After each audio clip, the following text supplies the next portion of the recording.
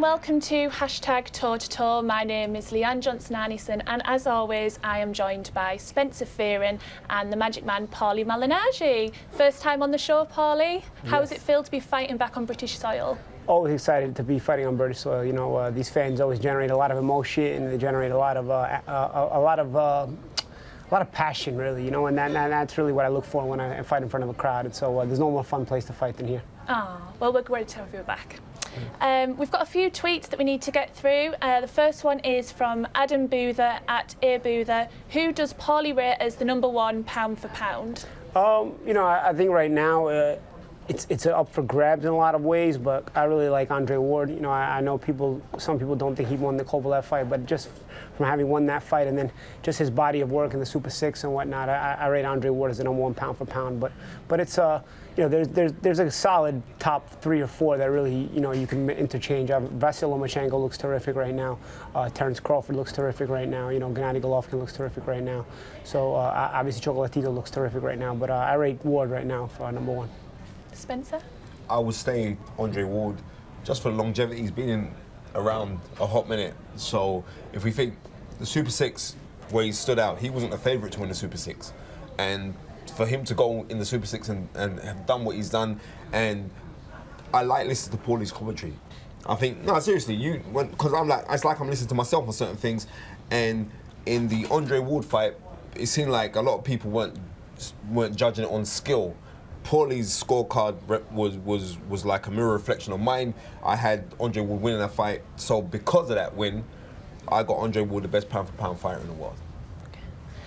Lee Sharp at Lee Sharp 4 has asked, Paulie, who's the hardest opponent you fought and why? Well, the hardest opponent I fought is Miguel Cotto. It's a combination of a lot of things. 2006. 2006, yes. I was a young man.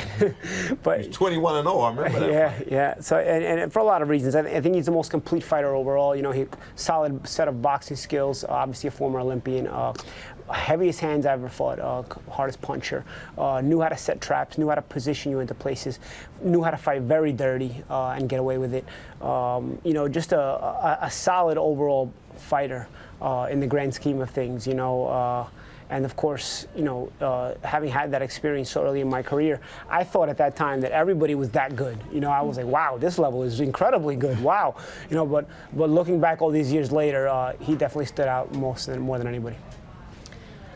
Wayne Smith has asked, who is the hardest hitter you have faced in sparring or competition? Again, that goes to Miguel Cotto. You know, obviously, you know, in sparring you're wearing heavier gloves, so there's heavy-handed boxers that, you know, you spar with a lot of times, but they're wearing bigger gloves, so, you know, you don't feel the power as much as you do in a fight where if you're fighting a guy with heavy hands and he's got 8-ounce gloves, you know, now you're really feeling that power. You know, just in this past training camp, you know, one of my main sparring partners was Amir Khan. Amir Khan is a fighter coming up in the U.S., very heavy hands, but of course there's heavier gloves on, you know. So the heaviest hands I've been touched with in my life are from Miguel Cotto again, and you know, I think the fact that he broke my orbit bone in the fight, you know, that goes to show you, you know, that's very difficult to do with a fist. You know, that's a car crash type of injury, you know. So when somebody's able to break another human being's orbit bone with a punch, I think it speaks volumes to how heavy their hands can be. I think that fight rolls your stock because for the simple fact that you were just a little young kid, yeah, right? And I didn't know nothing about you. I was reading up on some websites and I saw you, and then the fight, and I watched the fight and I said, this guy has got some real cojones, you know, because how I don't know, like, it was grotesque, and you carried on fighting. Yeah. Like anybody else, maybe they pulled you out, and you went 12 rounds like that. Yeah. You got a lot of heart, my friend. Yeah. It was one of those fights where I knew I had to make my mark. It was my first big fight, and I knew a lot of people had still had question marks about me. I had an undefeated record. I was a loudmouth talker, but you know, I hadn't been in at that level yet. Loudmouth? Never. Yeah. So you know, I hadn't been at that level yet. So I knew I had to back myself up by putting on a good performance, and I really counted on winning the fight. Obviously, I came up short, but it was that performance that I think allowed people to understand that I was for real. Facing Sam Eggington on Saturday, Pixel Punter has asked, do you think Sam Eggington's style suits you? You know, at this point, I can make any style suit me or not suit me. You know, I think I have the experience to understand how to deal with certain styles, how to fight certain styles, how to not fight certain styles. So Sam Eggington's style is obviously one that I've seen before. You know, he's a guy who comes out, he brings a lot of pressure. He's going to try to kind of drown you with that kind of pressure, make it a physical fight. My first world title that I won, Love Morendo, you know, he was kind of that kind of pressure, probably even more. You know, Endo was an all-out pressure guy. Didn't really come with any razzle dazzle, but he just wanted to come at you and mentally break you every single round. And there were a lot of guys that he did mentally break, and that's why he had become a world champion. You know, I remember he had given Miguel Cotto one of his toughest fights, and I remember when I had to fight Endo, I said, man, I just fought Cotto last year. Now I had to fight the guy that gave Cotto such a tough fight. I said, man, I got my hands full, you know, and I was able to box him intelligently, and obviously the experience with Cotto helped me a lot in the fight with Endo. So I again, that's just one of the guys people say, you know, Eggington is a tall guy, he's a big guy. You know, Senchenko was about 3 or 4 inches tall. Yeah, Vyacheslav Senchenko was a very tall, big welterweight. He was actually an Olympian. He had an undefeated record, and he was a world champion. You know, so and he was a very big welterweight. So you know, I've dealt with size, I've dealt with the pressure kind of style. I think what Eggington brings, I've seen. It's just a matter it's up to me to be able to deal with it and come up with the proper game plan to execute my plan and obviously nullify his. And that's what we're going to find out on Saturday night. What do you think, Spencer? What problems could Sam bring, Paulie? Well, he's tall. I think youth, I'm going to be real, and Paulie's, I think youth is one of the key factors, but I think Paulie's an old school fighter. And when you think of old school fighters, like Italian-American, now there was another old school Italian-American fighter called Willie Pep, who's the greatest featherweight of all time, who's reminiscent in style to you because Willie Pep wasn't known as an out-and-out puncher. He was a complete ring general master. And Paulie's got that. Paulie's got more tricks than David Copperfield. So you just got to bring your big trick bag and do your stuff, man. Yeah, of course. And I think that's the big thing about the fight is I think people just I don't think even from hearing Team Eggington speak, it's about my tricks against his just bringing the fight or whatnot. I think what you have to understand about Paulie Malignaggi is that there's more than just tricks there. If there was just tricks, I wouldn't have won 2 world titles. You know, you actually have to know how to fight as well. You know, the tricks can only scheme to a certain degree, can bring a scheme to a certain degree. At the end of the day, it's only an illusion if there's no substance behind the tricks. And 100%. I think more so than anything, what gets lost in all the shuffle, and with a lot of my opponents, and they don't understand until they get in the ring with me, and a lot of critics in general, is that there's actually a substance behind all the tricks.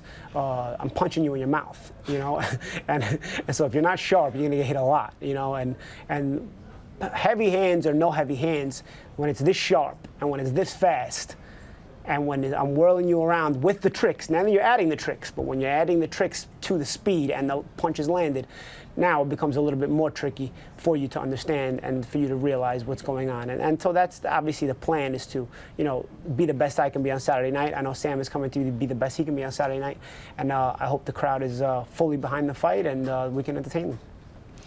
10th man at Beast UKA having fought Khan, does Paulie think he has the tools to beat Pacquiao? Do you think you could have? Having fought Khan, do I have the tools to beat Pacquiao? No, I think that's an irrelevant question. I think Amir is one kind of fighter and Pacquiao's another kind of fighter. I don't think the two can even go in the same conversation. I think Amir has I think I'm in a position to rate Amir's skills and rate how Amir might do with Pacquiao. I think Amir has a very tricky style. He has these very long arms, very fast hands, probably the fastest hands on any fighter that I ever fought. Yeah, as a matter of fact, he was the only fighter that was ever faster than me in the ring. You know, and that posed a lot of problems for me. And so I think Amir's speed can give a lot of people problems, especially if he gets creative with it. He was giving Canelo Alvarez problems, I felt, and I felt like he can give Pacquiao problems. But of course, you know, there's that ever-leaking problem of the chin. Spencer? What do you think? You know what? Amir Khan's style, his hands, as Paulie was just, I'm going to allude to what Paulie was saying. I will believe that Amir Khan has really ridiculously fast hands.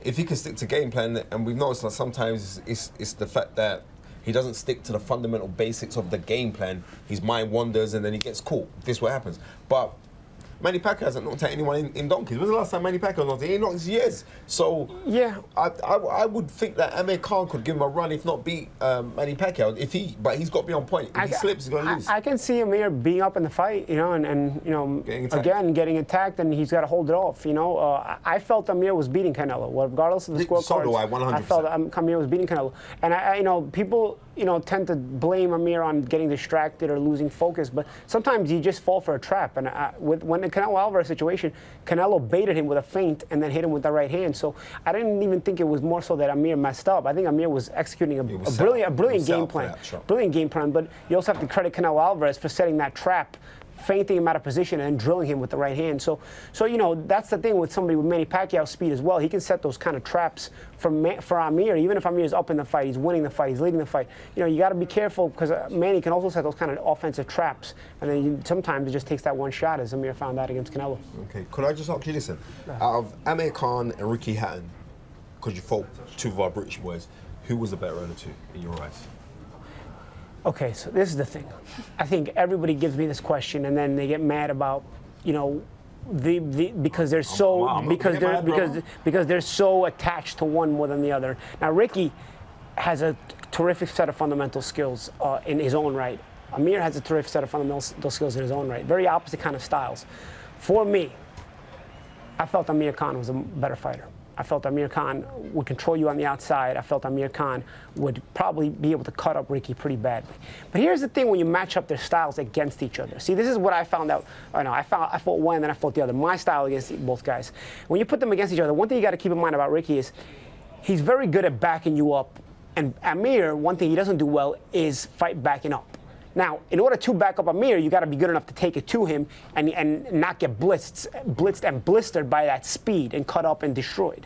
So that's where the question therein lies, and it'll always be a question because the fight will never happen. Obviously, it never happened. But could Ricky get to Amir and back him up without getting cut up, beat up, destroyed on, enough to start backing up Amir and then break him? Because Amir doesn't fight well backing up at all. I mean, for a guy who looks like such a good boxer, as soon as he backs up, he doesn't fight well at all. He doesn't even throw punches most of the time backing up. He just holds you. So if Ricky could back him up, there will be success. But in order to back up Amir, you've got to have the style to probably get by him, set traps. Ricky doesn't have the fastest hands or anything, so he'd probably have to eat a lot of shots in order to back up Amir. Now, could he eat those shots and without slowing down? And then there's the wild card. Ricky's a great body puncher, but Amir is an underrated body puncher, and we found that. I know I got hurt. The times Amir hurt me in our fight were to the body.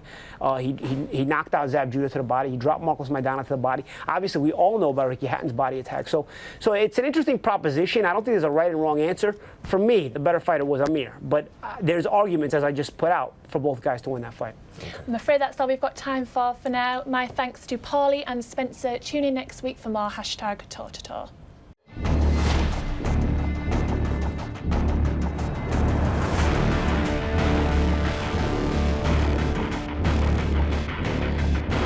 Enjoy Sky Sports Live on all screens, on the go, and the best bits on demand.